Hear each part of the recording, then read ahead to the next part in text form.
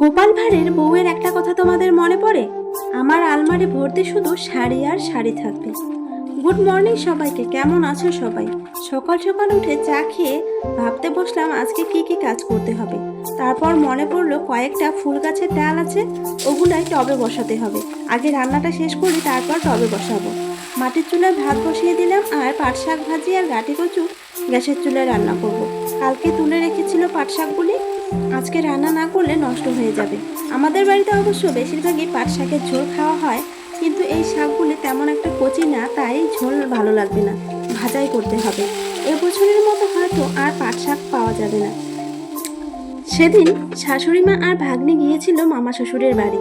আসার সময় কয়েকটা ফুলের ডাল নিয়ে এসেছিল, ওগুলোই বসাই দেয় আর কি টবে। বেশি লেট করলে শুকিয়ে যাবে। এত দূর থেকে নিয়ে এসেছে, নষ্ট করতে ইচ্ছে করে। আমি যেমন ফুল পছন্দ করি, আমার ভাগ্নিও তেমন ফুল প্রচণ্ড পছন্দ করে।